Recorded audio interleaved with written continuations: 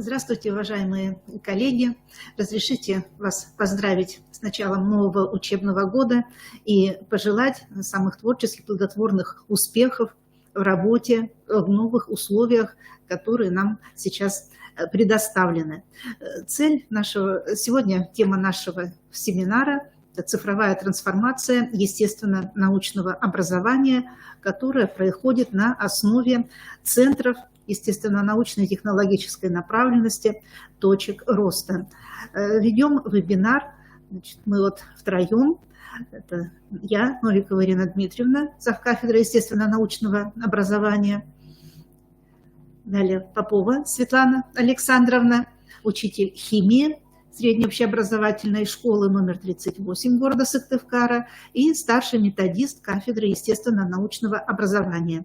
И дистанционно к нам присоединится Турышева Наталья Валерьевна, учитель физики, сразу двух школ, Пригородка и Визинги, который является тьютором Центра сопровождения непрерывного профессионального педагогического образования. Сегодня мы с вами рассмотрим следующие вопросы. Это первый вопрос – цифровая трансформация как направление реализации федерального государственного образовательного стандарта общего образования, использование цифровой лаборатории «Релион» при обучении биологии, химии и физики. Я думаю, что мы с вами сегодня обсудим и теоретические основы, методические вопросы, и посмотрим опыт учителей, которые уже овладели методикой использования оборудования цифровой лаборатории «Релион». Это учителя города Березовского, Кузбасса. Итак, приступим к реализации нашей повестки. Итак, первый вопрос – это развитие системы образовательного законодательства Российской Федерации. Для того, чтобы полнее реализовать цели и задачи федерального государственного стандарта общего образования, конечно же, необходима мощная такая законодательная база, и мы находим соответствующую поддержку через реализацию Конституции Российской Федерации, федерального закона об образовании в Российской Федерации, который постоянно развивается, и, соответственно, это указы президента, постановления правительства Российской Федерации и акты органов исполнительной власти. В Конституции Российской Федерации сделаны еще раз акценты на приоритеты в системе образования и воспитания детей. И в частности, в статье 67 пункта 4 указано на то, что Конституция закрепляет важнейший приоритет государственной политики в сфере образования. Это всестороннее, духовное, нравственное, физическое и интеллектуальное развитие детей. Далее обращается внимание на то, что в статье 71 Конституции также внесены изменения, в которых речь идет о научно-технологическом развитии Российской Федерации и установлении единых правовых подходов в системе образования и воспитания. И тенденция сейчас такова, что все законодательные акты федерального, регионального уровней, они все замыкаются и представляют собой такую целостную систему, которая как раз направлена на достижение государственных задач в сфере образования. Реализуются различные проекты, и как раз проект и точки роста, IT-кубы, детские технопарки «Кванториум», они созданы в рамках национального проекта образования, и в рамках этого национального проекта реализуются федеральные и региональные проекты «Современная школа», и в частности современная образовательная среда. И с 2019 года как раз эти новые технологии, они стали внедряться в школы сельской местности и малых городов Республики Коми. Второе направление модернизации, второе направление развития образования – это его цифровая трансформация. Цифровая трансформация пронизывает сейчас все сферы нашей жизни, включая и бытовые какие-то проблемы мы решаем через цифровые технологии. И, конечно же, цифровые технологии уже вовсю завоевали школу.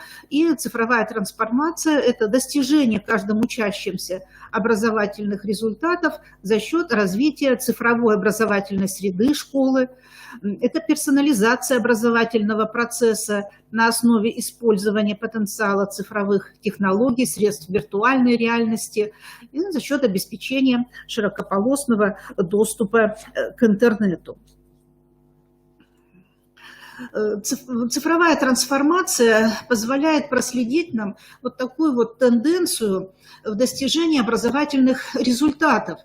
Если еще в конце даже прошлого века мы говорили о том, что главный наш образовательный результат – это когда ученик усвоит определенную систему понятий, законов и теорий, так, то затем эта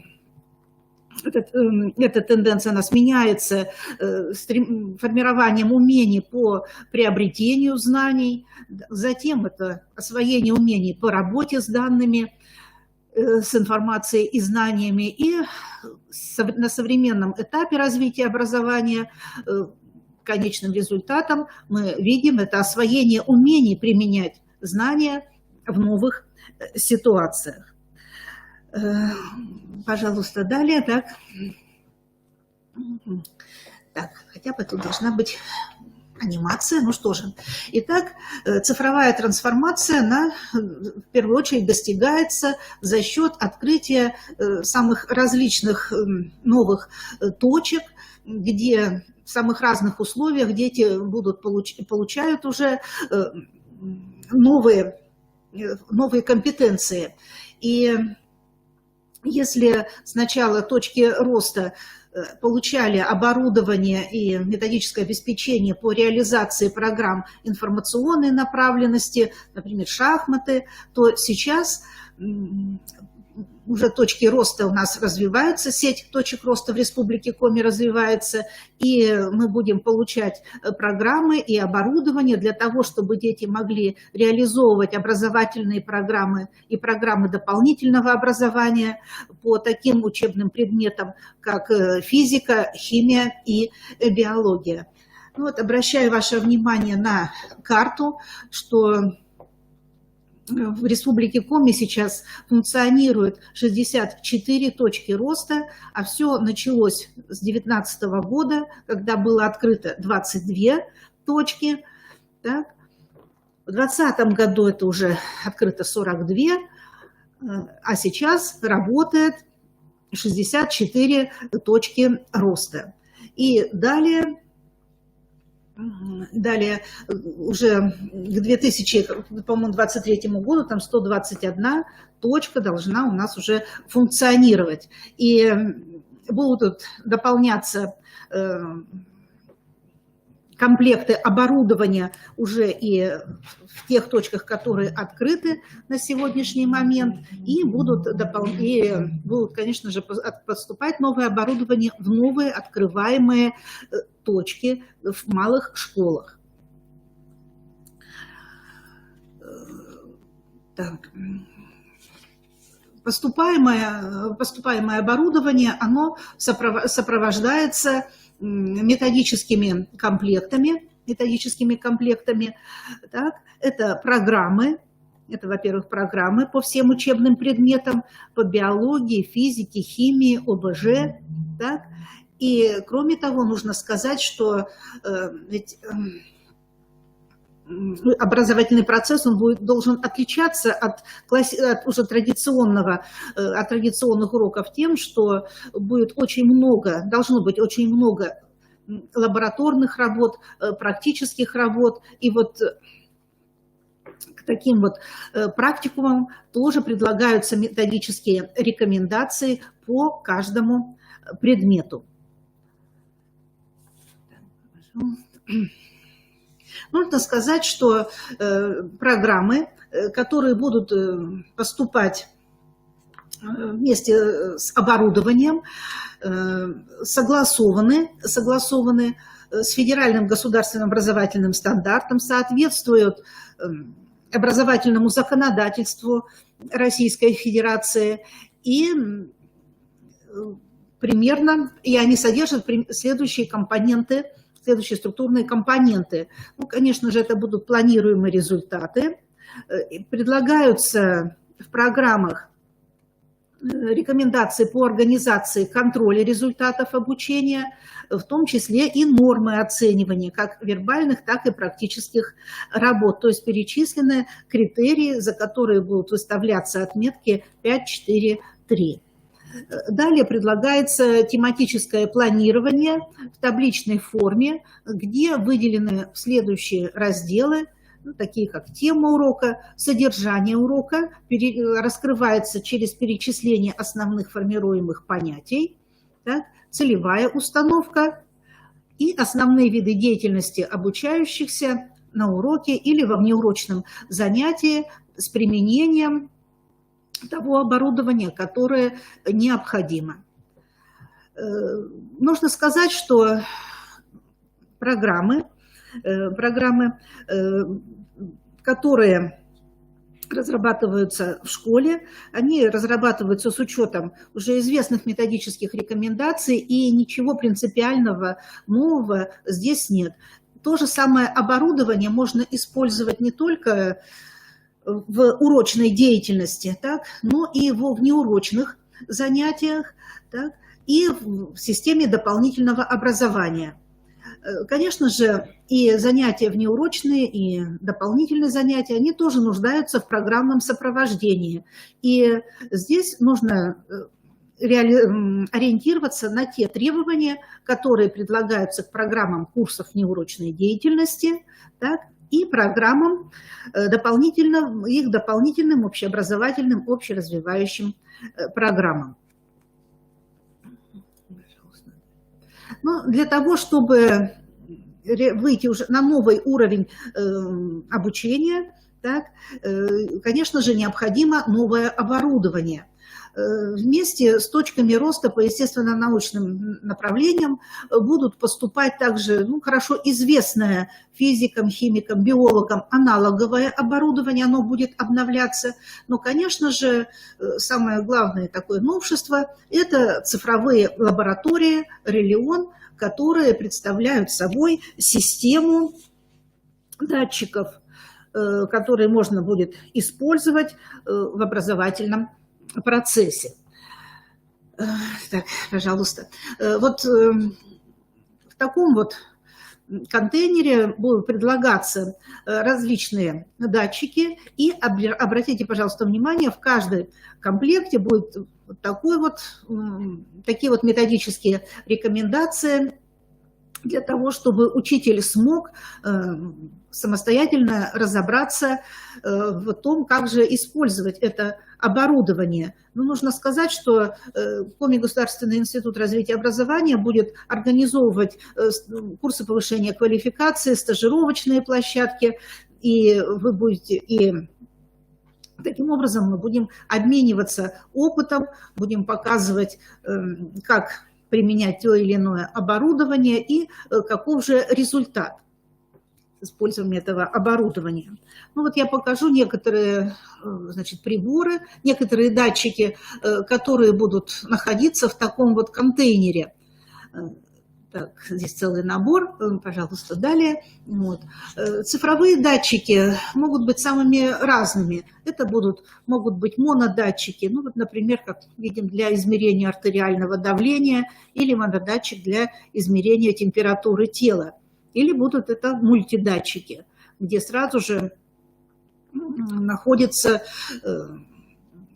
сразу несколько датчиков, измерение артериального давления, температуры тела, пульса. Вот зеленая клипса, это как надевается на палец, и по возникающим колебаниям можно будет определить частоту сердечных сокращений. А далее мы видим еще 3 датчика прикреплено. Это вот приспособление для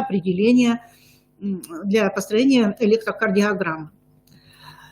Но самое-то еще интересное заключается в том, что, пожалуйста, далее, да, что все вот эти вот параметры жизнедеятельности организма можно будет увидеть на мониторе компьютера. И, например, или это будет какая-то одна такая вот кривая, если был подключен монодатчик, ну, а также может быть несколько кривых, и таким вот образом ребенок может конкретно определить различные зависимости и взаимосвязи, которые вот процессов, которые протекают в нашем организме. Вот в этом вот отличается принципиально методика получения результатов при проведении школьных экспериментов. Далее, пожалуйста. И таким образом мы вот перейдем от качественных результатов эксперимента, которые представляют классическую методику, так, уже перейдем к количественным результатам, то есть мы сможем таким образом определить, а сколько воды испаряется, а сколько углекислого газа находится в помещении и так далее. То есть технология проведения эксперимента, она в корне изменяется. И вот сейчас мы с вами посмотрим два видеоролика, которые нам покажут учителя школы города Березовского по биологии. Пожалуйста, посмотрим.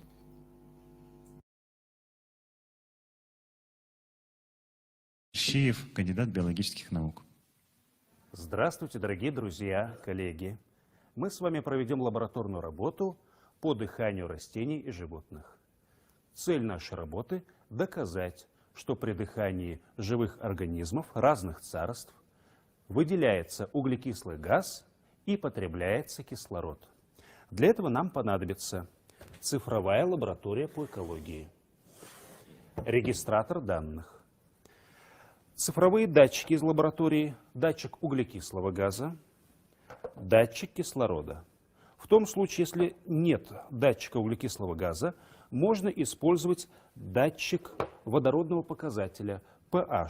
В этом случае в экспериментальную среду необходимо поместить емкость с водой, поместить в нее датчик, и в дальнейшем по сдвигу pH можно будет судить об изменении концентрации углекислого газа. Если углекислого газа становится больше, тогда он будет растворяться в воде, что будет сдвигать pH в кислую сторону. Итак, что нам необходимо еще? Нам также необходим шпагат для герметизации наших сред, ножницы, полиэтиленовые пакеты и вот такой непрозрачный черный пакет-маечка. Что ж, давайте подключим программное обеспечение Releon Light. Но сначала включим датчики. Датчик углекислого газа, нажатием на кнопку «Пуск».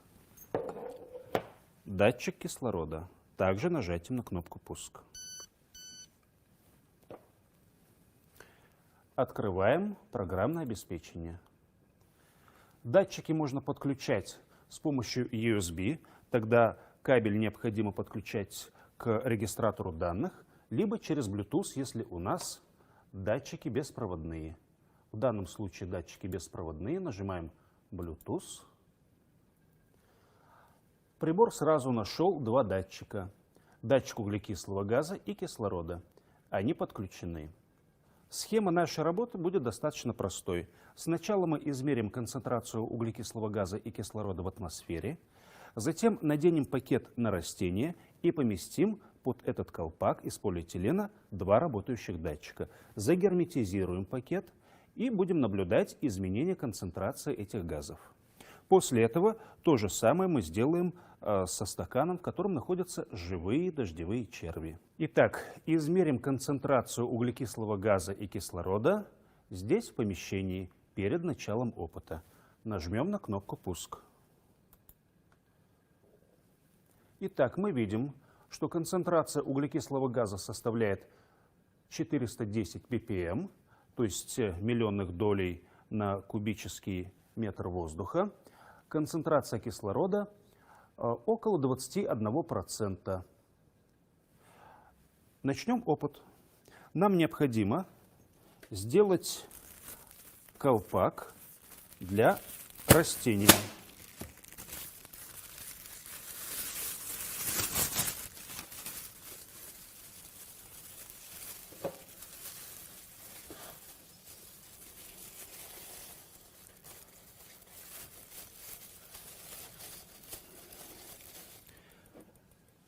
Помещаем внутрь работающие датчики.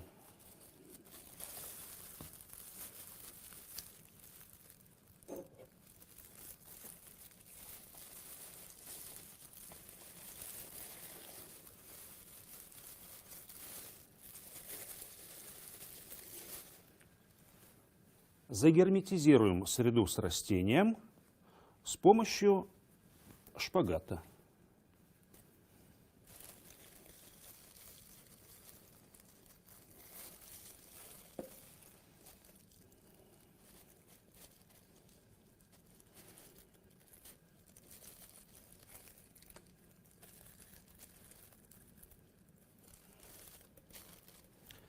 Загерметизировав эту среду, мы наденем сверху непрозрачный черный пакет для того, чтобы прервать фотосинтез.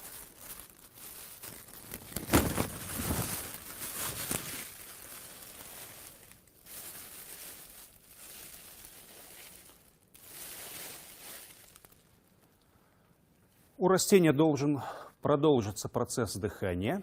Обратим внимание, сейчас концентрация углекислого газа порядка 500 ppm, кислорода порядка 21%. Подождем 5-7 минут. Посмотрим на результаты опыта. Концентрация углекислого газа примерно с 500 ppm возросла до 2067, то есть в 4 раза. Концентрация кислорода снизилась примерно на 0,5%. Если посмотреть на данные таблицы, мы видим, что концентрация кислорода колеблется около 20,5%. Концентрация углекислого газа составляет в среднем 2060 ppm. Мы с вами провели опыт с растением.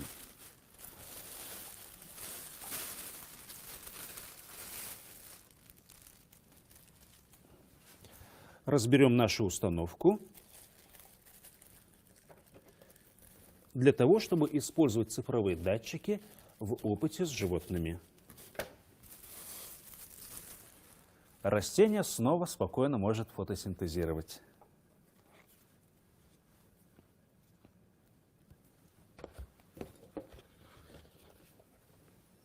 Уберем его в сторону. Проведем измерения с живыми дождевыми червями. Как мы видим, у нас имеется стеклянный стакан. Поскольку малярная масса углекислого газа 44, а воздуха 29, то образующийся углекислый газ не будет вытекать из этого стакана. Следовательно, мы можем не закрывать его колпаком из полиэтилена, а провести измерения прямо сейчас, после того, как дождевые черви около получаса уже пробыли в этом стакане. Мы помещаем в стакан датчик кислорода, а также датчик углекислого газа. Начнем новое измерение. Нажмем «Пуск».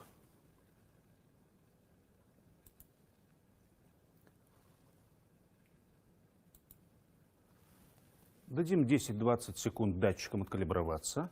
Итак, посмотрим на результаты измерений. Концентрация кислорода ниже атмосферной на 3%. Концентрация углекислого газа превышает атмосферную более чем в 2 раза. Таким образом, мы обнаружили, что черви дышат, поглощают кислород, выделяют углекислый газ. Важное методическое замечание.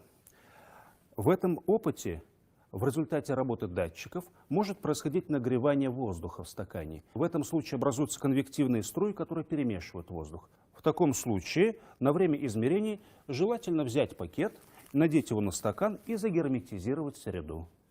Цель нашей лабораторной работы достигнута. Мы подтвердили, что растения и животные в процессе дыхания поглощают кислород и выделяют углекислый газ. Эту лабораторную работу Мгм.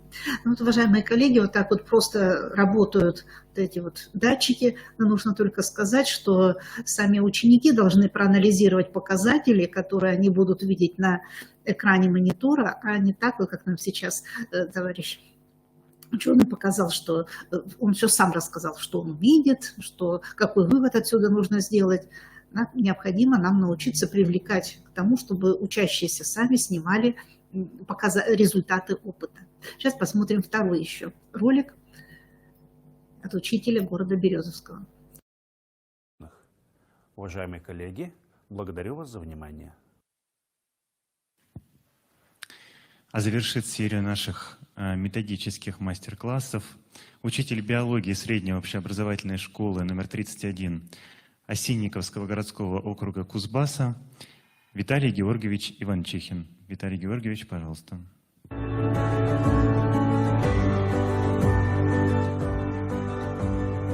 Уважаемые коллеги, здравствуйте! На сегодняшний день, благодаря точке роста, благодаря современному цифровому оборудованию, мы можем иметь великолепный, естественно-научный шведский стол.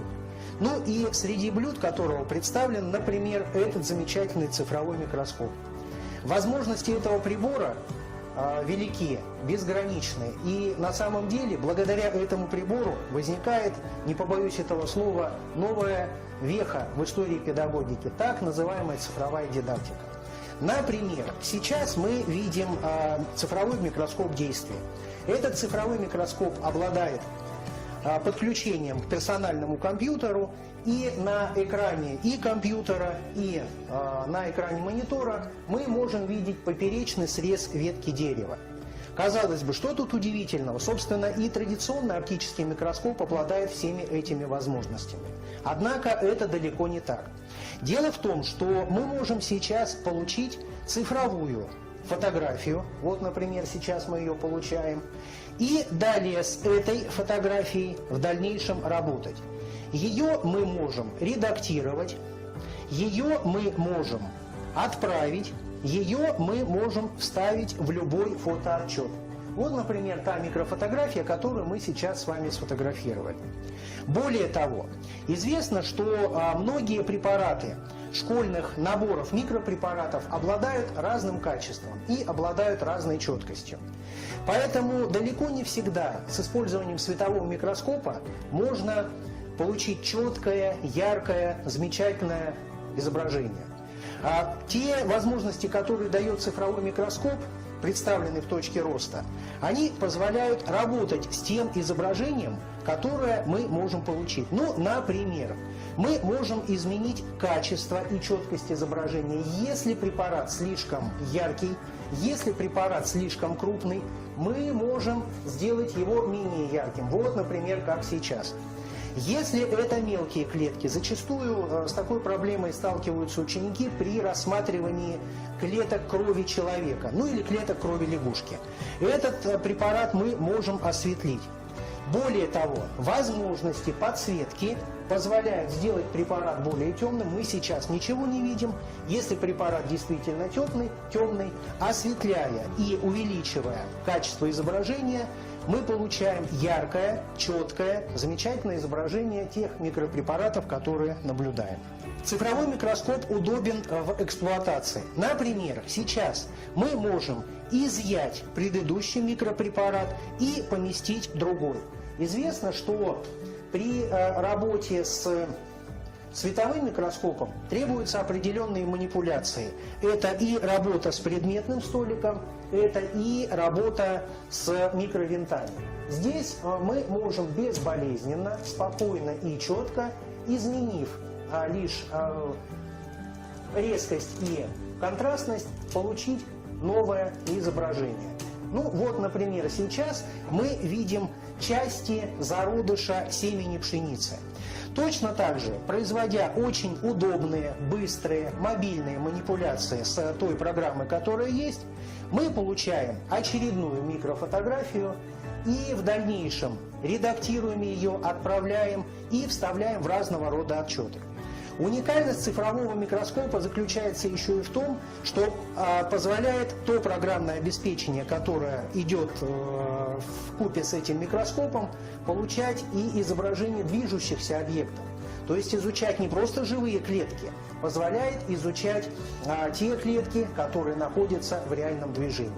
Таким образом, щедрость нашего естественно-научного микроскопического стола, я думаю, намного превышает тот стол, которым угощали слуги Карла XII, Антони ван Левенгука и тех людей, которые прибыли вместе с ним. Помимо возможностей цифрового микроскопа, на нашем шведском столе сегодня представлено и оборудование для проведения физиологических исследований. Это физиологическое оборудование, оно позволяет быстро, мобильно, адекватно и, самое главное, с высокой точностью провести те физиологические исследования, которые ранее в школе, наверное, могли бы и не проводиться, либо проводились с очень большой погрешностью. Например, существуют датчики электрокардиограммы. Датчики представляют собой вот такие клеммы, которые напоминают клеммы реальных медицинских приборов. И, собственно, еще одна замечательная вещь заключается в том, что эти клеммы, они моделируют условия работы реального врача, реального лаборанта, то есть можно проводить, собственно, и профессиональные пробы. Эти клеммы мы подключаем к левой и правой руке испытуемого и, запуская программу, вот сейчас я это делаю при помощи мыши, запуская программу, мы получаем график, на котором в режиме реального времени мы можем следить за работой сердца. Например, этот график может выглядеть вот так. Нужно сказать, что на графике мы сейчас видим две шкалы, и, собственно, это не случайно. Дело в том, что это микроработа сердца, а здесь та же самая работа, но за более длительные промежутки времени. То есть, совмещая две шкалы, мы видим, как сердце работает в целом, и можем проследить особенности работы сердца человека за короткие промежутки времени. Во-первых, это очень большой массив данных. Во-вторых, вы видите, насколько быстро, насколько технологично и, самое главное, безопасно для испытуемого мы эти данные получаем. Помимо этих исследований, мы можем проводить исследования иного рода. Спасибо большое. Присядьте. Попрошу вас. Продолжая темы работы сердца, мы можем исследовать пульс испытуемого. Что такое пульс? Очень кратко я напомню, поскольку все уважаемые мною биологи это знают. Пульс – это способность стенок кровеносных сосудов сокращаться в ответ на сокращение нашего сердца. Иными словами, по работе пульсовой волны мы оцениваем то, каким образом работает сердце человека. Прибор представляет собой вот такую очень удобную в использовании клемму. Эта клемма надевается на палец человека. И самое замечательное то, что показатели пульса можно сравнить, допустим, на обеих руках и можно сравнить, допустим, на разных пальцах одной и той же руки. Любой палец, пожалуйста. Запуская программу, на другом графике мы можем видеть, каким образом сокращаются стенки кровеносных сосудов в микрокапиллярах подушечек пальцев человека. Вы видите, насколько эти колебания незначительны, то есть можно сказать, что человек находится в очень спокойном, адекватном физиологическом состоянии. Кроме того, сравнивая данные двух графиков, мы можем соотнести показатели электрокардиограммы и пульса. Таким образом, быстрое получение этих данных существенно экономит время на уроке, и это время на уроке остается для обработки информации, для классификации этой информации. Собственно, вот это та замечательная вещь, которая позволяет то оборудование точки роста. Это особенности нового слова в дидактике, так называемая цифровая дидактика. Помимо этого прибора есть еще и прибор, который лично мне очень нравится. Это прибор под названием силомер. Этот прибор позволяет оценить силу мышц кисти. Этот прибор позволяет сравнить силу мышц кисти на обеих руках, либо у двух людей. Более того, этот же прибор при повторном его нажатии позволяет оценить силу и интенсивность физического утомления. Прибор представляет собой достаточно компактную вещь с очень удобной ручкой, с выемками для пальцев. И если мы возьмем этот прибор, ну, допустим, сейчас беру этот прибор я и с силой надавливаю, естественно, мы должны для начала запустить нашу программу. И вот, пожалуйста, мы сейчас вот на этом графике видим продолжительность и силу сокращений. Вы видите, я сейчас делаю повторное нажатие, и второй график более пологий и более продолжительный. То есть после второго использования этот прибор показывает, что даже при таком кратковременном усилии мышцы мои утомились. Если мы попросим мою коллегу проделать те же самые манипуляции, с трудом удается, вы видите, что график более пологий и более продолжительный. То есть можно сравнить силу мышц кисти двух разных людей, и моя коллега сейчас продемонстрирует силу феноменальных мышц на кисти другой руки. Можно сравнить между собой два показателя. Уникальность этого комплекса в том, мы видим, что мы сравниваем в режиме реального времени электрокардиографические показатели, показатели пульса и показатели работы мышц. Соотнося эти данные, мы анализируем огромные объемы информации. Таким образом, уважаемые коллеги, щедрость нашего шведского стола, она поистине безгранична. Таким образом, наш естественно-научный шведский стол – это те условия, в которых растут добрые семена познания детей. Собственно, эти добрые семена падают в очень добрую почву. Спасибо за внимание. Коллеги, продолжаем работу. Мы тоже продолжаем работу. Я надеюсь, что вам понравилось как-то выступление педагогов из Кузбасса, и появилось представление о том, как же функционируют эти датчики, какие результаты мы можем получить. А сейчас я предоставляю слово Поповой Светлане Александровне, это учитель химии школы номер 38 города Сыктывкара, старший методист кафедры естественно-научного образования Коми Республиканского института развития образования. Пожалуйста, Светлана Александровна. Добрый день, уважаемые коллеги. Я хочу присоединиться к поздравлениям Ирины Дмитриевны, пожелать вам терпения, пожелать вам профессионального роста в это время, которое нас ждет, и крепкого здоровья, это самое главное. Я расскажу немножко об использовании цифровых лабораторий в преподавании химии. В настоящее время одним из самых главных трендов образования является использование информационных технологий в процессе обучения. При изучении химии и биологии вот эти информационные технологии – это лишь вспомогательное средство, которое позволяет улучшить качество самих уроков, но и, как следствие, повысить качество образования. В современном уроке мы должны предоставлять ребенку возможность больше работать руками, потому что химический эксперимент – это один из ведущих каналов восприятия психики, это средство, которое помогает лучше усваивать материал.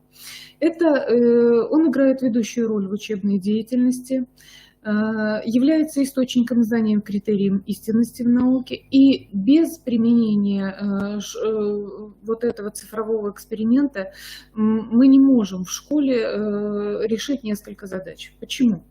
Потому что традиционное школьное оборудование, не секрет, давно уже устарело. Оно не может технически решить проводить многие качественные и количественные исследования, особенно количественные исследования. Я думаю, коллеги меня поймут, что с количественными исследованиями мы пока практически вообще не можем работать.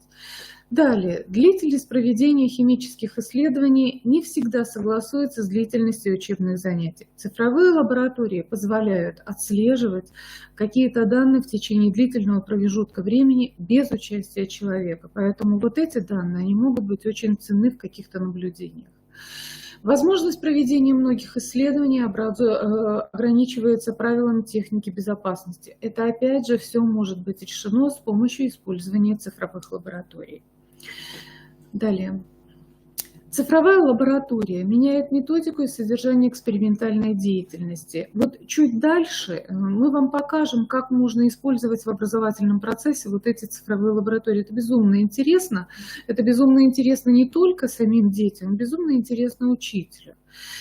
Цифровая лаборатория решает те проблемы, которые я перечислила, и позволяет знакомиться с параметрами химического эксперимента не только на качественном, но и количественном уровне. Цифровые лаборатории есть датчики, которые измеряют pH, которые измеряют температурные датчики. Можно измерить температуру пламени, температуру протекания каких-то химических реакций. К примеру, реакция нейтрализации, вы знаете, которую, если мы будем проводить демонстрационно, она совершенно безликая, эта реакция. Без использования индикатора ребенок даже не поймет, что произошло, а продемонстрировать выделение теплоты мы не всегда в состоянии, да и просто не в состоянии. Так вот, с использованием цифровой лаборатории все встает в свои места. Каждая капелька реагента повышает температуру смеси, и это четко отслеживают датчики и выводятся на экран, показания выводятся на экран. Все становится на свои места, и все становится ясным и понятным. Кроме всего прочего, цифровая лаборатория позволяет проводить длительный эксперимент даже в отсутствии эксперимента с заданной частотой. То есть можно оставить все это на длительное время.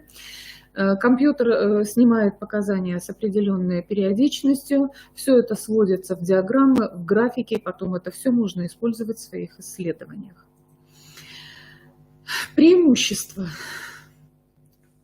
Программное обеспечение, которое прилагается к каждой цифровой лаборатории, все сводит сразу в виде графиков, диаграмм и таблиц. Вы можете обработать эти данные, построить свои диаграммы с использованием Excel, калибровочные графики в программе Excel и использовать уже их для обработки тех данных, которые вы получили при исследовании. Использовать компьютерную обработку результатов эксперимента, данные измерений, но это то, о чем я говорила, вот, использовать программу Excel для обработки данных, которые вы получили. Дальше. Вы можете сопоставлять различные данные, которые вы получили в ходе разных экспериментов. Можете многократно повторять эксперимент, он не занимает много времени, но он очень показателен всегда. Можете наблюдать за динамикой исследуемые явления. Все это очень хорошо видно на экране. Все, как ползет кривая вверх или вниз, как меняются показатели. Все это очень хорошо отслеживается на экране. Показания доступны. Доступны даже ребенку снимать, даже небольшим детям.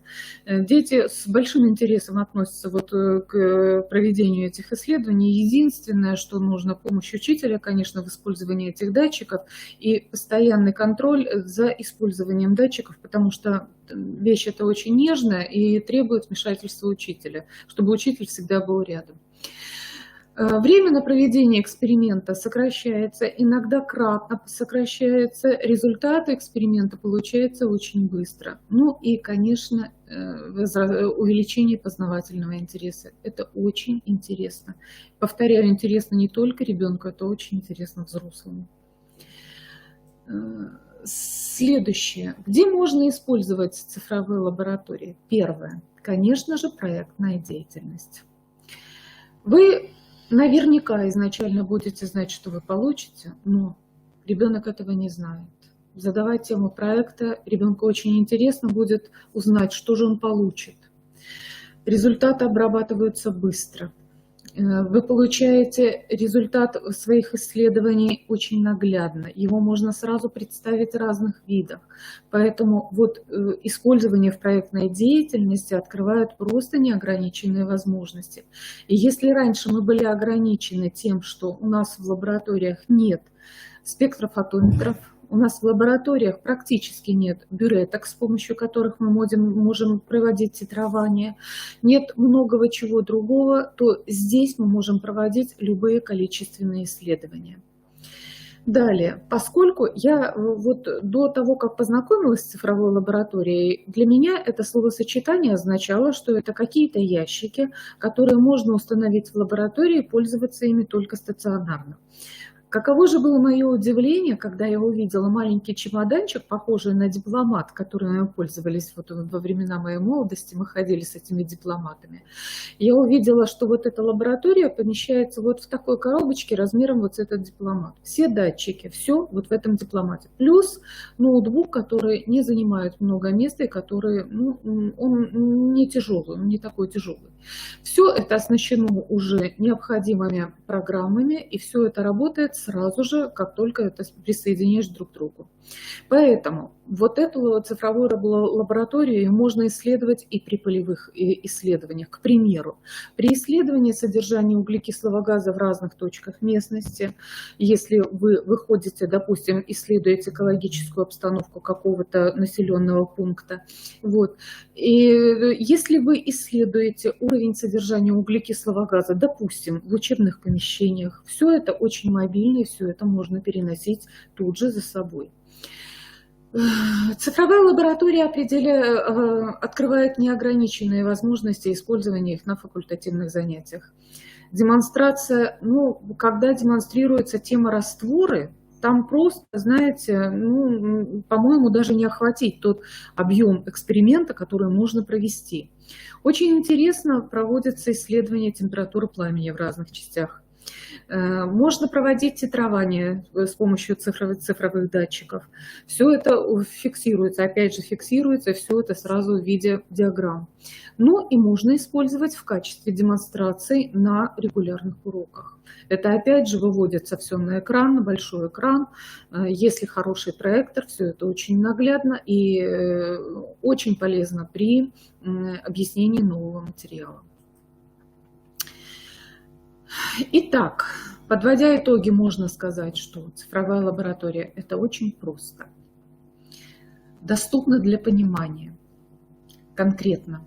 Там все четко, все ясно. Целостность охватывает очень большой объем исследований, все складывает вот эти пазлы, из которых состоит наша картинка, особенно картинка познавания мира у ребенка, в единый пазл. Безопасно. Занимает немного времени. Можно воспроизвести многократно. Ну и, наконец, наглядно.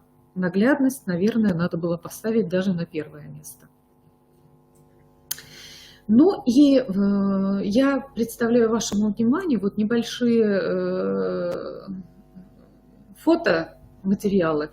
Это те материалы, которые я привезла, когда мы сами осваивали цифровую лабораторию. Вот посмотрите, пожалуйста, при исследовании темы электролита и неэлектролита мы измеряли электрическую проводимость разных сред.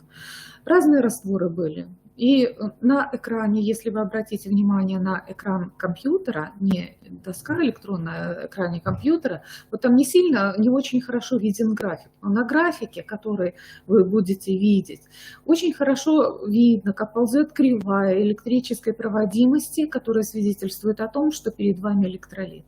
Если эта кривая остается на прежнем уровне, это говорит о том, что это не электролит. Особенно наглядно с помощью этих датчиков объясняют, что такое электролиты, сильные электролиты, и что такое электролиты средней силы или слабые электролиты. Вот это очень наглядно, и все это видно на экране. Далее.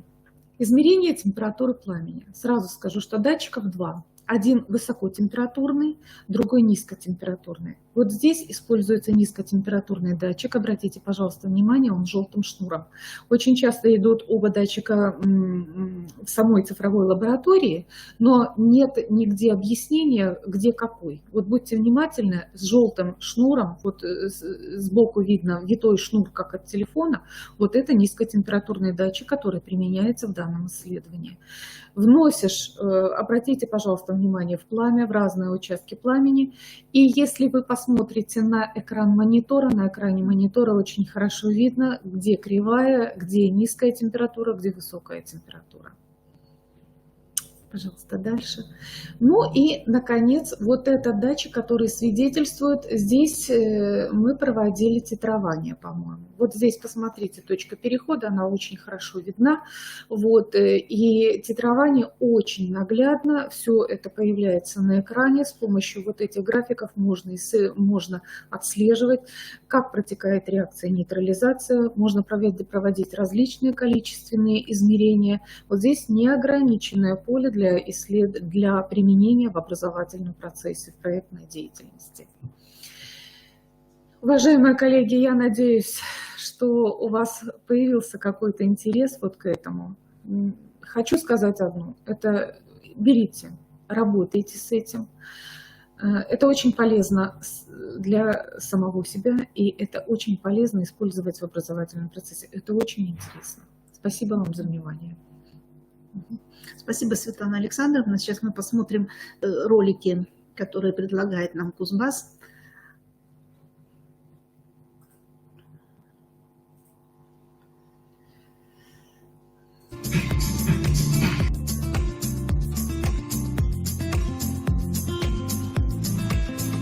Здравствуйте, уважаемые коллеги!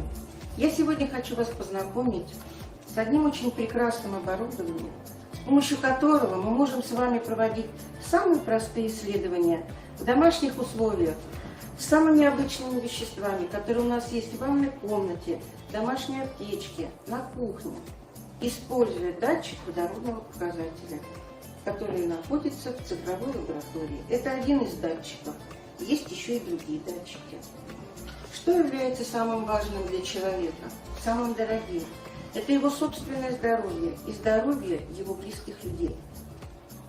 Наступило лето, и мы, как всегда, начинаем много пить разных напитков, потому что нас мучает жажда. Мы пьем напитки, любимые напитки, это у нас кока-кола, фанта, все различные соки. Но мы даже не догадываемся, а все ли напитки нам полезны, а может быть какие-то и вредны, и нельзя их пить в больших количествах.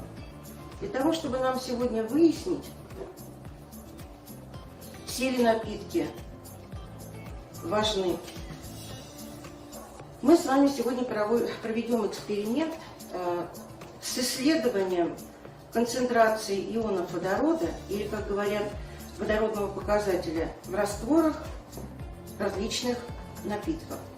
Что такое водородный показатель? Водородный показатель pH – это мера кислотности водных растворов, который может принимать численные значения от 0 до 14. Если водородный показатель меньше 7, в этом случае среда в растворе кислая. Если водородный показатель больше 7, среда щелочная. Среда нейтральная в том случае, если водородный показатель равен 7. Для первого опыта, для первого эксперимента мы с вами возьмем наши любимые напитки. Это кока-кола, фанта,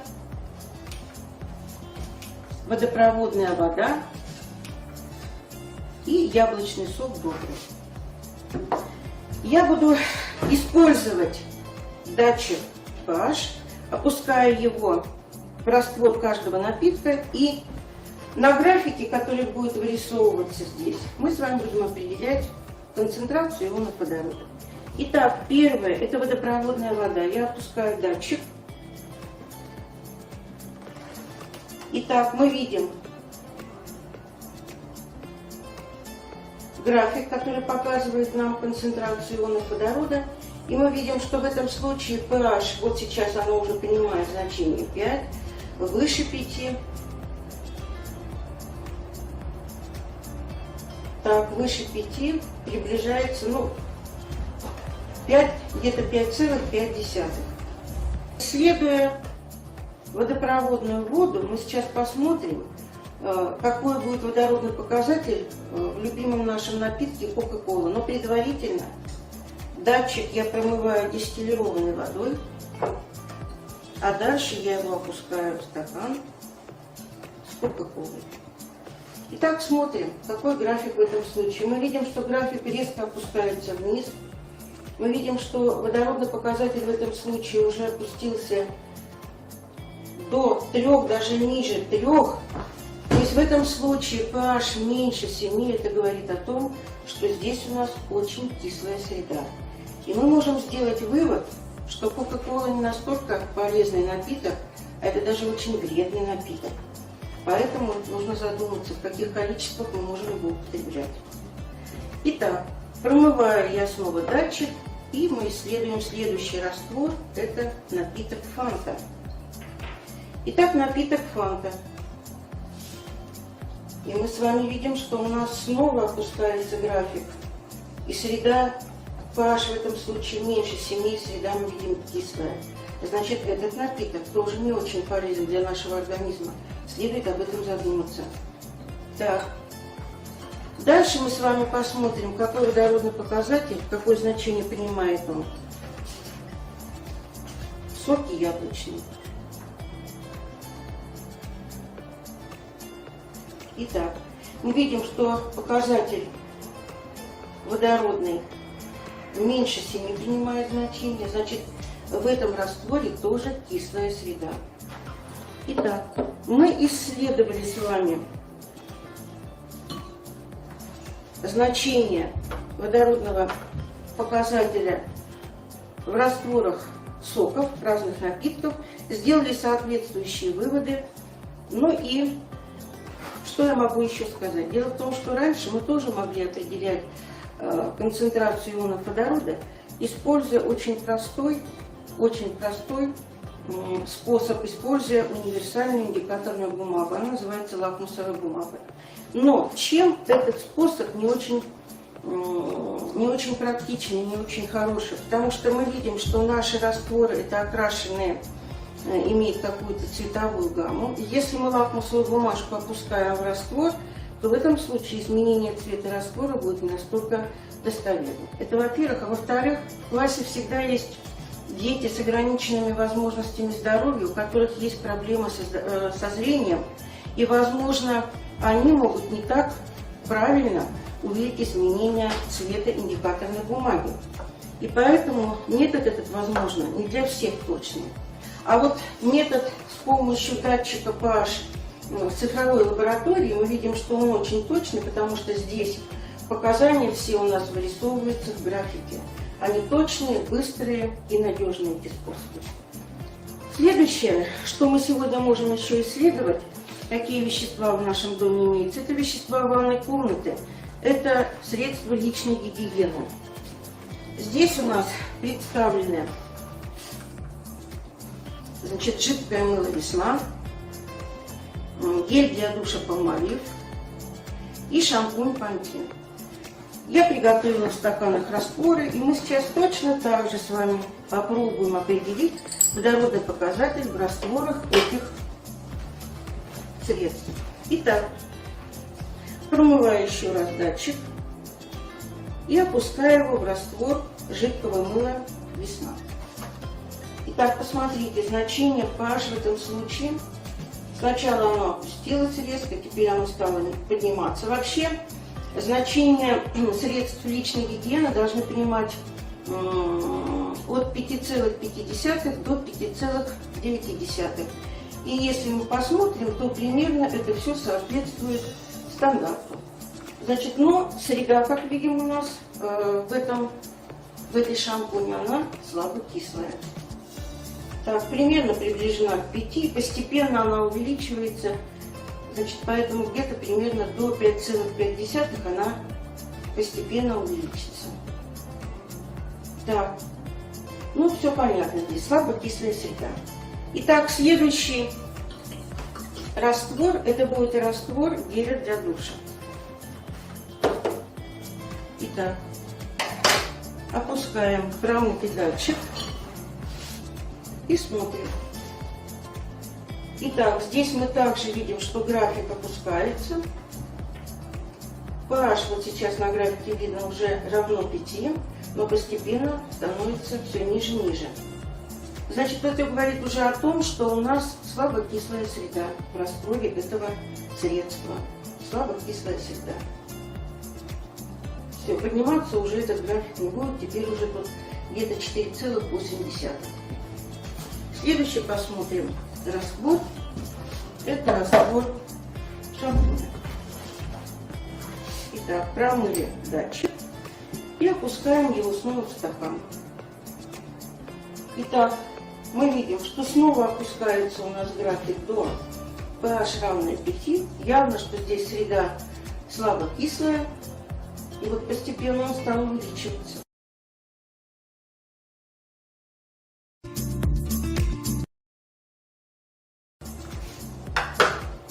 Итак, Так, ну вот когда-то я училась в школе, учила химию, но для меня это был полнейший темный лес, потому что я не представляла, что это такое.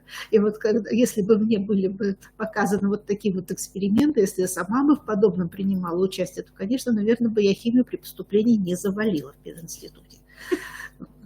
Так, ну и сейчас к нам присоединяется следующий наш тьютор Центра непрерывного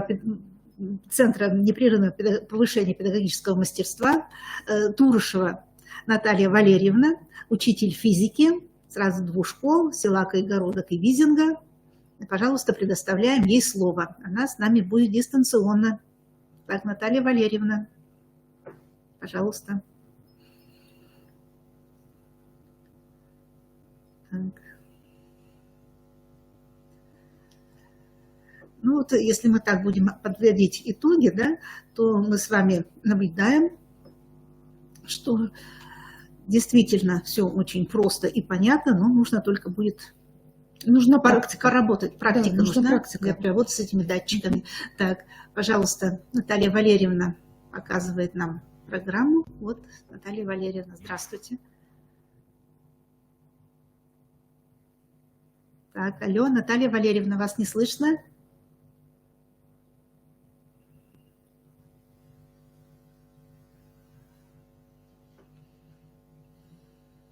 Так, ну что мы будем делать пока?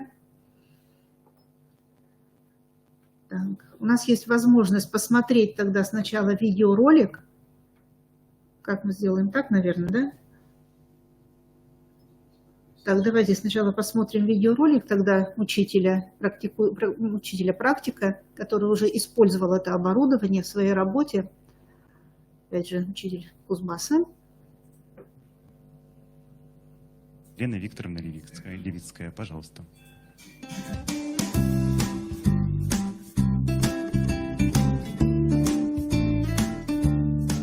Добрый день, уважаемые коллеги. Разрешите мне продемонстрировать возможности использования физического оборудования, поступающего в образовательные учреждения нашей области в рамках федерального проекта «Точка роста».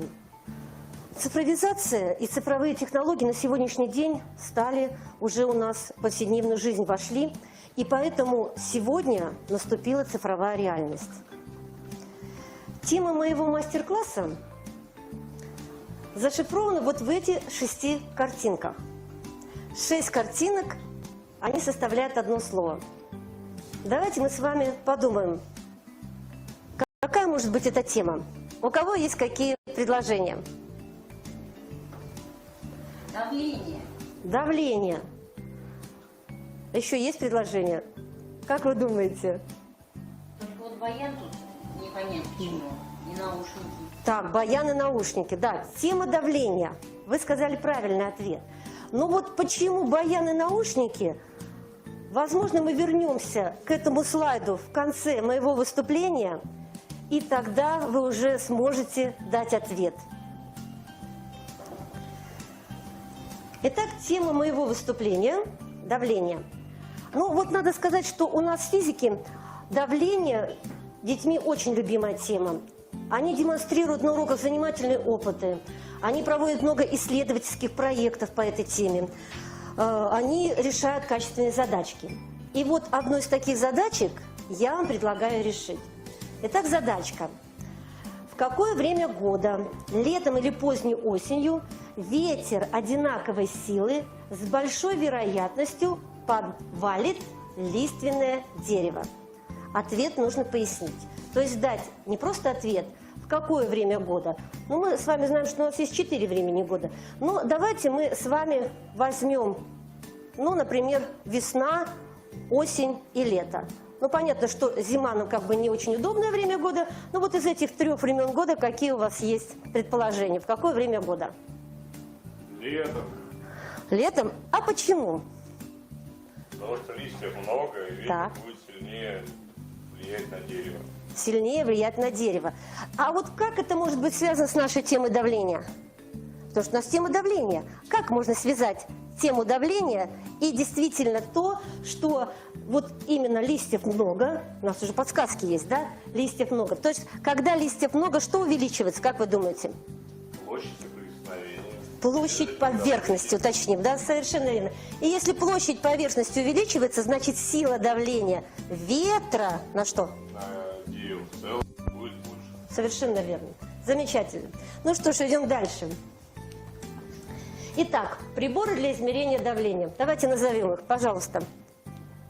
Тонометр, Так, что измеряет тонометром? давление. Какое? артериальное. Артериальное давление, совершенно верно. Манометром, что может измерить манометром? Ну давайте посмотрим. Давление в шинах, например. Давление в шинах, совершенно верно. Так, еще у нас есть барометр. А что барометром измеряют? Атмосферное давление. Атмосферное давление. Ну и вот здесь у нас представлен датчик относительного давления. Вот о нем мы поговорим сейчас более подробно. Потому что именно эксперименты, которые я хотела бы сегодня продемонстрировать, они как раз будут с датчиком относительного давления. Но не только с датчиком относительного давления. Позвольте, я сейчас вам продемонстрирую еще датчики. Сегодня эксперимент, демонстрационный эксперимент мы будем с вами проводить с датчиком относительного давления. Следующее будет у нас датчик температуры. Вот такая палочка-выручалочка, наша волшебная палочка, это будет датчик температуры. И следующее, это будет у нас силомер. Все, вот у нас силомер. Итак, датчик относительного давления. Ну, его предназначение, это прежде всего он предназначен для измерения давления неагрессивных газообразных средств. Ну, вот для я вижу чего себя еще? Ну, только конечно, для фотографию, а видео не демонстрации, вижу. проведения демонстрационных экспериментов, а также для исследовательской работы учащихся. Так, еще раз Датчик нашу относительного шестереночку. давления, он А измеряет выбор камеры, вот давление я по набираю, а он отношению опять к атмосферному давлению окружающей среды. Ну, параметры вы видите представлены у меня на слайде. Ну, а теперь давайте проделаем эксперименты. То есть, какие будут у нас эксперименты? Мы с вами сможем пронаблюдать зависимость давления от времени в процессе изучения газовых законов. И следующий датчик, используя датчик температуры, можно наблюдать зависимость температуры от времени на примере нагревания или остывания воды. Итак, давайте мы с вами продемонстрируем. Так, пожалуйста, мне помогут сейчас продемонстрировать. То есть мы включаем нашу лабораторию, находим датчик давления, так, проводим измерения. И давайте вначале посмотрим, что представлен у нас, какой представлен у нас график. График представлен у нас давление от времени. И сейчас я вам продемонстрирую, как мы с вами можем увидеть. То есть мы можем пронаблюдать именно в процессе изучения газовых законов. То есть сейчас вы видите, что давление у нас какое? Одинаковое. Давление у нас по нулям. А теперь я что делаю? Я уменьшаю объем вот в этой груши, и мы видим, прям цифры нам показывают. Когда давление растет, то мы видим положительное значение давления. И когда давление у нас уменьшается, то будут значения отрицательные. Ну и дальше мы можем продолжать. И очень наглядно, и детям, думаю, будет сразу интересно увидеть, как у нас изменяется давление, когда мы меняем объем.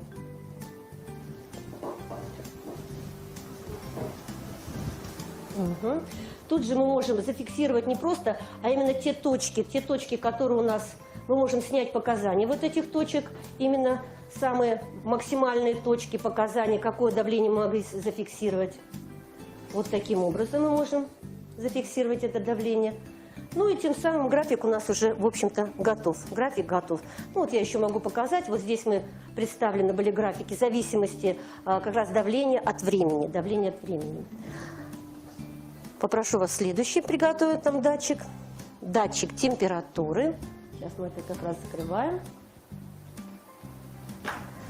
То есть настройка не занимает достаточно большого времени, даже если вы показываете демонстрационный эксперимент, мы можем включить в компьютерный измерительный блок датчик температуры. Следующий эксперимент мы проделаем с датчиком температуры. Итак, сейчас датчик будет нам показывать температуру окружающего воздуха. Мы его помещаем в стакан с горячей водой. Теперь смотрим на график. Мы видим, что температура у нас изменилась, и наблюдаем повышение температуры. Возьмем наш щуп и переставим в стакан с холодной водой. Наблюдаем следующую картину. Теперь график у нас будет остывание нагретого щупа в холодной воде. Зададимся вопросом, а как же наше давление связано с температурой? Из курса физики нам известно, что давление и температура прямо пропорциональны. У нас имеется еще один прибор, который называется силомер. Но вот говорят, что у нас правая рука сильнее, чем левая. А давайте-ка мы это проверим. Итак, я приглашаю желающих провести вместе со мной этот опыт. Пожалуйста.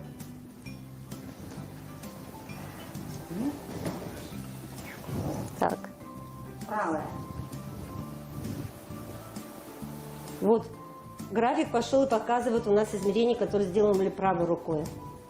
Хорошо. Теперь смотрим, левая рука. Пойдет следующий график. А вот левая рука. Итак, на слайде вы видите зависимость как раз давления, да? Силометр наше давление в килограммах измеряет. Вот этот график нам как раз и показывает. Так, ну а теперь я хотела бы вернуться к нашему слайду, где мы с вами расшифровали тему нашего мастер-класса. Итак, у нас мы посчитали, вернее сказать, вы посчитали, что лишнее слово было «баян». Ну а теперь давайте вернемся к этому слайду и вернемся к тому же вопросу. А может быть, это слово все-таки не лишнее, а может как-то баян связан с темой нашего сегодняшнего мастер-класса давления? Как вы думаете? Звук в баяне появляется за счет создаваемого внутри мехов давления. Поэтому без давления этот инструмент не работает. Вы правы. Но чтобы быть более точным, давайте мы посмотрим. Смотрите, звук баяна создается потоками воздуха, который проходит через язычковый агрегат инструмента. Подача воздуха.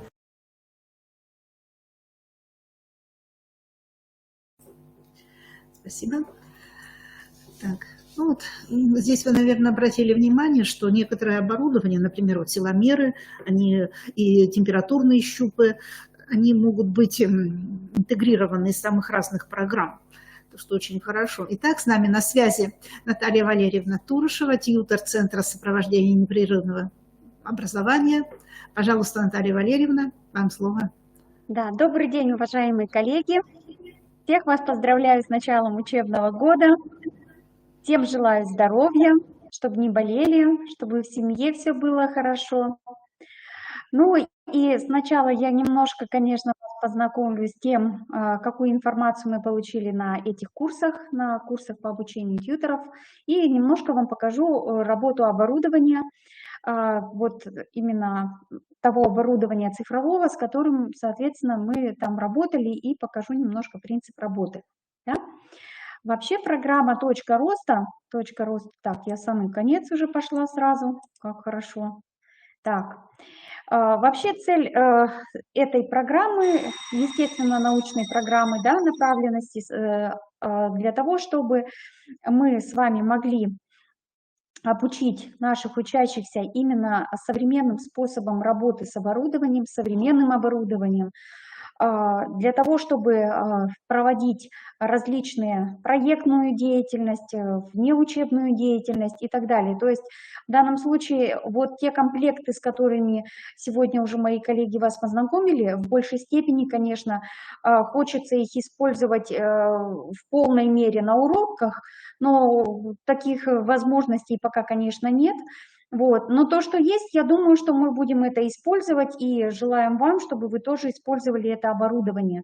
во всех сферах образовательной деятельности, то есть и на уроках, и во время практических работ, и практикумов, и лабораторных работ, и во внеурочной деятельности, и в профильных лагерях и так далее. Ну и о чем хочется здесь вам рассказать, что вот базовый комплект, который представили нам на курсах, это базовый комплект «Точки роста», который представляет из себя вот такой вот уникальный, интересный чемоданчик, в котором расположено огромное количество датчиков. Вот примеры датчиков представлены здесь на слайде. И работа с этими датчиками, она, в принципе, достаточно проста. И каждому датчику ему полагаются небольшие такие комплекты. Что это за комплекты? Я думаю, что такие комплекты сейчас уже есть во многих школах. Это комплекты для подготовки к ОГЭ или просто это комплекты компьютерного практикума по разным темам. То есть в данном случае сегодня я вам один из комплектов таких покажу, продемонстрирую комплекты оборудования. То есть помимо датчиков с точкой роста еще приходят вот такие вот комплекты. Сейчас в новой Визинской школе такие комплекты есть, и у меня, в принципе, есть возможность работать с этими комплектами, и есть возможность поработать с некоторыми датчиками, которые укомплектованы уже прямо в эти комплекты. Вот комплект, допустим, по молекулярной физике, который я сегодня вам покажу, то есть это вот такая вот коробочка, внутри которой расположены специальные приборы. Эти приборы, в принципе, вот такая вот коробочка, вот я ее сразу вам показываю, то есть что в эту коробочку входит, то есть весы, вот такие вот электронные весы туда входят, в которые можно поставить в комплект, входят сразу же также уже батареечки для работы, входит калориметр, ну, такой, ну это уже современные такие калориметры, набор всяких вот дополнительных вот и масла здесь есть растительные, стаканы есть. То есть все то, что необходимо для проведения практических работ. В этой коробочке также находится самое главное, о чем я хочу сказать, что там находится, конечно же, описание, то есть какие работы мы можем проводить, как проводить эти работы, то есть что нам необходимо. Также входит флешка, с помощью которой мы загружаем программное обеспечение на компьютер. Но я скажу, что у меня загрузка программного обеспечения заняла сегодня, ну, наверное, секунд 30. То есть очень быстро все это устанавливается, программа. Также входят датчики, входят 2 температурных датчика. Вот они, вот такие вот 2 температурных датчика. И входит тоже датчик абсолютного давления. То есть, в принципе, эти все датчики, они очень похожи с теми, что предлагает нам Релион. То есть датчики все похожи. Также вместе с комплектом по молекулярной физике есть комплект по электродинамике. Здесь тоже есть сопутствующие датчики в самом комплекте. И отдельно вот в черном чемоданчике Релион там есть еще датчики, которые измеряют напряжение, силу тока, и есть еще осциллографический датчик.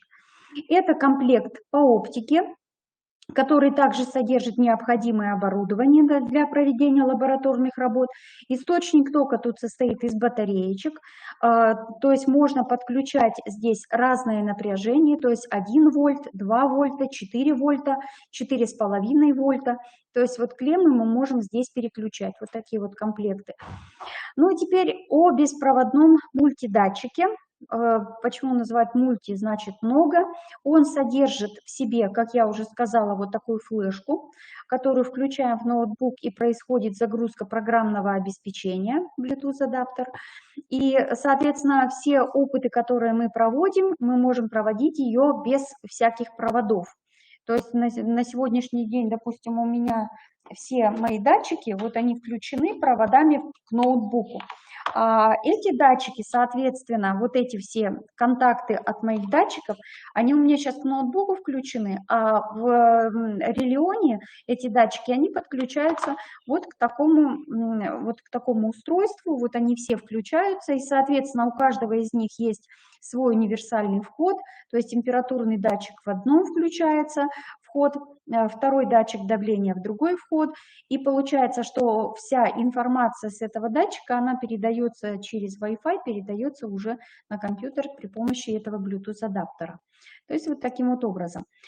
Мультидатчики, которые есть в этом черном чемоданчике Релион, это датчик напряжения силы тока, датчик магнитного поля, температурные датчики, датчик ускорения и датчик давления.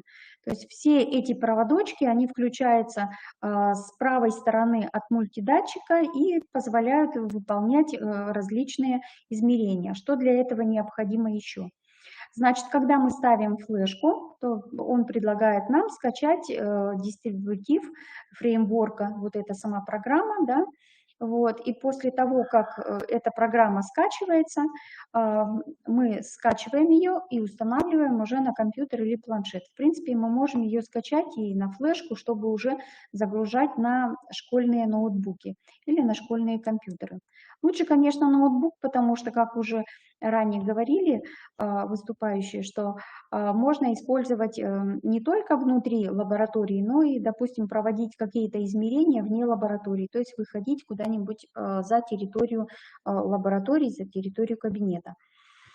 Программа содержит в себе вот такой вот экран сбора данных, на котором мы с вами можем увидеть, как изменяются те или иные показатели, которые мы измеряем.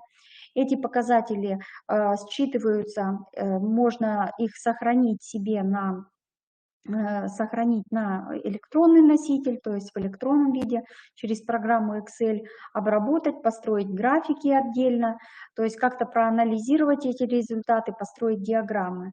То есть вот такое вот окно, на котором, соответственно, мы можем что-либо видеть. Ну и кроме того, вместе вот с этим мультидатчиком, который позволяет измерять силу тока, напряжение и так далее, о которых я говорила выше, есть двухканальная приставка осциллограф. Она идет отдельно, вот эта приставка, и, соответственно, она позволяет тоже снимать показания силы тока, напряжения, но именно вот переменных значений, то есть электрические сигналы по двум каналам, и, соответственно, эти каналы уже потом, эти сигналы потом уже анализировать. Получается вот такие вот каналы, соответственно, их можно посмотреть визуально, то есть менять частоту, менять какие-то параметры, и при этом визуально мы видим, как все это изменяется в онлайн-режиме, то есть моментально. Ну и для, допустим, как можно применять данные приборы, это вот, допустим, вот предлагают одно из предложений, то есть вместе с этим комплектом у нас идет методическое пособие. И в этом методическом пособии, например, предлагают вот такую практическую работу, там немного практических работ, но некоторые есть, как пример, который мы можем использовать, да, допустим, определение оптимального времени высаживания семян. Хочется отметить, что вот в самой методичке там описываются работы, то есть полностью пошаговые выполнение вот этих работ, которых у нас в принципе в планировании нашем учебном их нет. То есть их можно использовать во внеурочной деятельности. И вот здесь вот можно что отметить, что очень качественно и очень хорошо описан порядок выполнения, и все необходимые материалы информационные, они тоже представлены. То есть не надо где-то что-то искать, дается подробная вот такая инструкция и порядок выполнения, и какие материалы тоже мы можем использовать. Рекомендуют использовать данное оборудование при подготовке к ОГЭ и ЕГЭ по физике. Ну, конечно, вот эти вот комплекты, они, обратите внимание, что в них нет датчиков, о которых мы с вами говорим, то есть здесь, допустим, стоят обычные амперметры и обычный вольтметр, но все оборудование, которое есть вот в этих комплектах для подготовки к ЕГЭ, это все оборудование напрямую подключается к датчикам Релион. И естественно, что учащиеся во время ОГЭ этими датчиками пользоваться не будут, но они должны уметь также использовать то оборудование, которое содержится вот в этих комплектах. Вот это вот комплекты по физике. И кроме того, данные комплекты предлагают использовать именно в проектной работе с учащимися. Мы не забываем, что по федеральным государственным образовательным стандартам мы в свою рабочую программу должны вносить проектную деятельность с учащимися. И вот в этом методическом пособии нам предлагаются перечень проектных работ, которые можно выполнять. Вы можете ознакомиться, даже вот пройти по этой ссылке и, соответственно, посмотреть, какие проектные работы предлагают для учащихся именно вот эта точка роста. Работы интересные, то есть с этим оборудованием, в принципе, мы с вами можем что-либо делать. Ну, за моей спиной, если вы посмотрите, располагается экран. Не знаю, может быть, хорошо видно или нет. Вот я подключила сейчас вот датчик температуры, то есть, в принципе, измерять достаточно легко. Датчик подключается напрямую, то есть, допустим, мы ставим руку, и у нас производится напрямую измерение. Достаточно просто запустить, и даже если во время урока мы что-то проводим, на экране мы сразу уже можем видеть, то есть, то, что происходит. Вот сейчас вы видите, как у меня температура моей руки на экране, вот так вот она у меня ползает. Сейчас видно, вот красная полосочка, она видна. То есть можем температуру труб померить. Вот. И самое главное, что вся эта информация, она очень легко переносится, например, ее можно сохранить вот в виде вот таких вот данных. На экране сейчас вот появилось окошко, то есть все данные, которые я сейчас получила, они в виде таблицы. Или другой вариант, эти данные могут быть в виде текста и отправлены тоже уже на какой-то определенный, сохранить на флешку или на какой-то определенный диск. Все приборы достаточно просты, они дружат со всеми комплектами, которые есть. Вот. И я сейчас включу еще второй вот такой вот датчик давления. И, соответственно, с помощью этого датчика попробуем тоже что-то измерить. То есть тоже датчик достаточно простой такой. Вот он, коробочка такая же похожая. Включается просто обычному вот такому шприцу, шнуром. И, соответственно, для того, чтобы измерить какое-то давление, нам достаточно просто нажимать, и уже нам программка показывает. Я сейчас покажу, что это достаточно простая программа. То есть она устанавливается очень быстро. И, в принципе, так, что-то она у меня установилась, а немножко не показывает. Так, что-то зависло. То есть все достаточно просто. То есть здесь не нужно слишком что-то мудрить. Все измеряется быстро, все достаточно просто. И самое главное, что эти приборы все, их можно использовать и в основном звене, то есть это 7-9 классы, и плюс еще с этим же комплектом Релион предлагается методическое обеспечение, методический комплект, который позволяет проводить практикумы в среднем звене, то есть 10-11 классах. Там предлагается перечень практических работ. Он достаточно большой, то есть если в 10-11 классах у нас по 4 работы в год, то там практических работ очень много. Ну и что вот как бы для себя я самое главное, что нашла, что большинство из того оборудования, которое там предлагается, я могу использовать на уроке. То есть для демонстрации различных экспериментов, опытов. И плюс еще большой, это все эти приборы, которые сейчас вот у меня на данный момент есть. В принципе, я их могу использовать для ведения исследовательской деятельности с учащимися. Вот. Уважаемые коллеги. Спасибо, Наталья Валерьевна. Да, очень меня слышно, да, я просто вас не вижу. Вот. Ну, в общем, вот такие вот очень интересно было, познавательно от практического учителя, который действительно сам уже работает с этим оборудованием. Большое спасибо, Наталья Валерьевна. Так, мы заканчиваем нашу презентацию. Так, итак, подводим итог. Так, презентацию там у нас остались 1-2 слайда. Так, ну вот это так просто картинка, конечно же, любой биолог там мечтает о том, что был хороший микроскоп, и вот нам товарищ из города Осинники показывал цифровой микроскоп, и световые микроскопы тоже становятся более мощными. Итак, подводим итог, что вот на основе такого вот очень интересного, достаточно доступного оборудования, которое предъявляет нам цифровые лаборатории Релион, ученик может приобрести самые различные умения, так, и научиться представлять информацию в 4 видах. Это, самое главное, это вербальном, табличном, графическом, научиться строить графики не только по данным, которые были получены за длительный промежуток времени, так, но и вот в режиме реального времени, и научиться представлять информацию в виде математических уравнений. Конечно же, это все очень интересно, и мы теперь должны будем работать над тем, чтобы действительно вот решить проблемы цифровой дидактики, которая у нас сейчас с вами вырисовывается, и разработать такие методические рекомендации, такие уроки, чтобы ребенок действительно смог сам все провести данный эксперимент, сумел прочитать ту информацию, которая необходима, и сделать выводы. Я думаю, что сейчас вам предоставится скоро еще возможность выступить на такую вот тему, как цифровая трансформация вообще образования. Да, будет проходить в конце сентября, в начале октября форум республиканский, который будет посвящен проблемам образования на современном этапе. И вот как раз в Визинге, простите, не в Визинге, в Вильгарте, в средней школе номер 2, будет проходить наша площадка «Цифровая трансформация. Точки роста».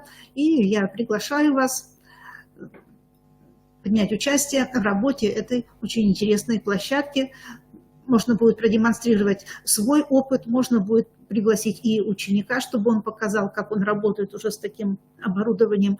Будет очень интересно. Ну что же, спасибо за внимание. Наше время истекло.